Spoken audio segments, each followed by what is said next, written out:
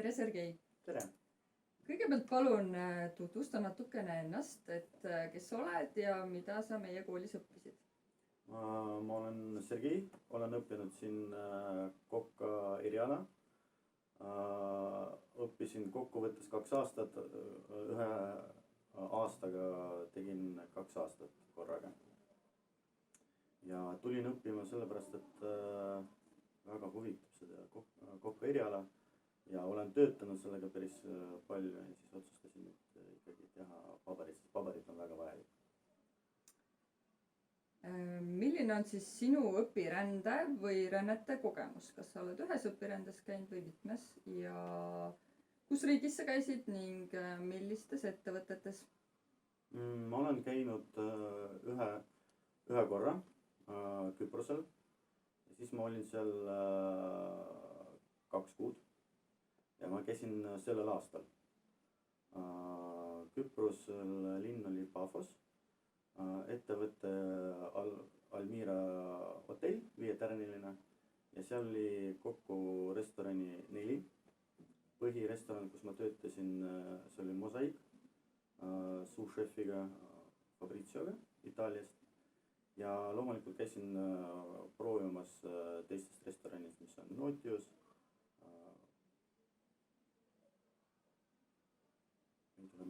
teine ja Antasia restoran. See on täiesti uus, mis oli ehitatud sellel aastal juunis avatud. Nii et sa said erinevates restoranides praktiseerida ja võib-olla ka erinevaid toidukultuure ja proovida? Kas ja, oli erinevad toidukultuurid, sest restoranid on erinevad. Põhiline, mis oli restoran Kreeka ja Küprose toidukultuur, sest natukene ikkagi erinev toidukultuur Küprose ja Kreeka oma. Ja siis oli, mida ma olen õppinud, Jaapani ja oli Itaalia ja no ütleme niimoodi mereandide restoran ka oli, sain õppida päris palju. Milline neist sulle kõige rohkem meeldis? Mulle meeldis tegelikult kõik, sest ma sain igalt poolt suurt kogemust, suurt sellist nippe, mis ma nüüd kasutan, mõned retseptid, mis ma seal panin kirja. See on tõesti, ma ei saa öelda konkreetne, milline köök mulle meeldis, sest põhiline, kus ma töötasin, see oli Mosaik ja mind kohe esimesel nädalal sous-chef märkas ja võttis kohe enda käe alla ja ma õppisin tema käe all. Milline oli meeldejäävaim elamus või kogemus selle praktika ajal?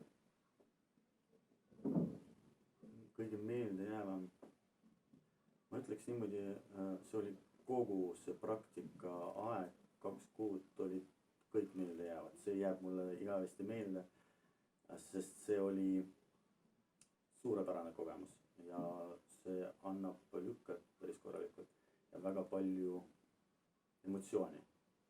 See on tõesti terve kogu see praktika aeg. Super. Kui oleks võimalik veel üks kord minna, ma oleks läinud kindlasti. Hästi. Mis sind võib-olla kõige rohkem üllatas, kas siis selle maa juures, nende inimeste või selle toidukultuuri juures või nendes restoranides, et oli midagi sellist väga teistmoodi, mida Eestis ei ole? Ma ütleks niimoodi, mulle väga meeldis ja üllatas see, et Küprosel ei ole ainult Küprosed. Seal on, mina töötasin igas köögis on segu rahvas. Seal on, ei ole konkreetne, sest Küprosed, seal oli võib-olla 3-4 inimest ainult, aga ülejäänud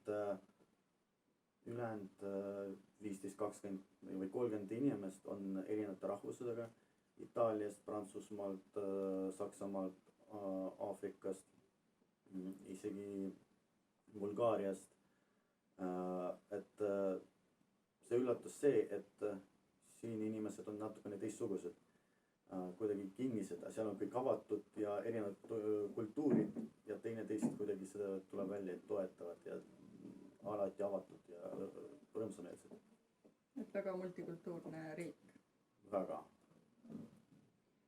Kuidas sa tulid toime probleemidega või esines sul mingisuguseid probleemsituatsioone? Probleemsituatsiooni kindlasti, eriti kokku erialas tekib, eriti kui sul on kõik erinevad rahvustega ja räägivad inglise keelt nii nagu nad räägivad, ei ole puhtalt ja mõnekord ei saagi aru, mida nad tahavad. Aga probleemi nagu lahenes väga kiiresti, et kuna inimesed on toredad ja lõbusad alati, kusjuures ja avatud, siis me kohe seda lahendasime. Kui on isegi praena midagi seal välja paned ja ei saanud aru, mis suuršef sulle ütles, siis alati tuli, näitas näpuga nii ja valmis. Et väga probleemi nagu ei olnud, et mis oleks suured. Mis oleks ületamatu. Ja. Kindlasti peab ise ka olema väga avatud ja väga kohanemisvõimeline, eks? Ja, kindlasti. Kui sa oled kinnine ja ei suhtle ja oled vaikene, siis no ei lahene mitte midagi, sa jäädki tundma, et sa oled süüdi ja probleemi ei lahene, et keegi hakkab kohe närvitsema ja see terve meeskond siis läheb närvi. Parem olla avatud, rõõmsameelne ja mitte karta küsida. Kas õpiränne on sulle näiteks Eestis töömaailmas ka mingisuguseid uksi avanud või plaanid sa oma tulevikku seod rohkem Eestiga või mõtled tagasi välismaale minna? Ausalt öeldes ma esialgu tahtsin minna Küprosele tagasi, sest seal oli mul pakkumisi kohe. Kui sa oled avatud ja näitad ennast heas küljes, siis sulle kohe pakutakse seal tööd. Oli esialgu plaan minna tagasi, aga siis kui ma panin enda CV-sse, et ma käisin Erasmusega praktikal ja olin Küprosel ja mul on nüüd Europass, mulle tuli kohe väga palju pakkumisi siin Eestis. Ja seal on palgad väiksemad Küprosel, siin pakuti rohkem ja siis ma otsustasin, et ma jään siia.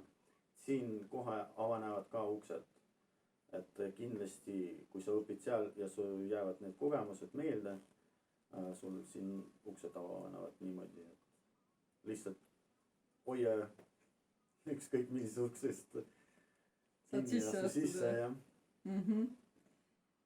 Kas sa soovitad teistele ka välispraktikale kandideerida ja mida sa võib-olla soovitad neil enne välispraktikat enda jaoks valmis mõelda, et miks nad tahavad sinna minna ja milline see praktika neil seal oleks näiteks või jah, et kas sa soovitad teistele? Kindlasti soovitan. Kõige tähtsam, mis sinna mõelda, osata lihtsalt avatud olla, suhelda. Inglise keel kindlasti vajalik. Aga suhtlustasemel? Suhtlustasemel täiesti piisab. Ja kindlasti soovitan sinna minna. Sa saad väga head kogemust, väga hea elamust. Kindlasti peale praktikat saab puhata ja saada näha seda riiki. Selle jaoks aega leidub. Aga kui kaasa võtta tahtmist õppima, et kohale tulles seista ja oodata, millal sulle antakse tööd, ei ole mõtet. Pigem küsi, mida sa saad teha. Sulle kohe antakse, mida teha ja kui näevad, et sa oled väga initsiatiivne inimene, siis sa õpid rohkem. Ja nagu kokkane serveerimist, küpsetamist, praadimist ja muud asju tehnikat. Et kõige tähtsam olla väga huvitatud sellest erialast. Näiteks kokku erialast nagu mina. Siis kui ta küpsetab või vaaritab seal, siis kohe minna sinna juurde ja vaadata, küsida, mis asja see on. Võtta lusikat ja proovida, mitte karta. Kõige tähtsam see on. Kõrval seistes sa ei õpi mitte midagi. See on kõige tähtsam. Suur aitäh sulle, Sergei! Suured tänud sulle!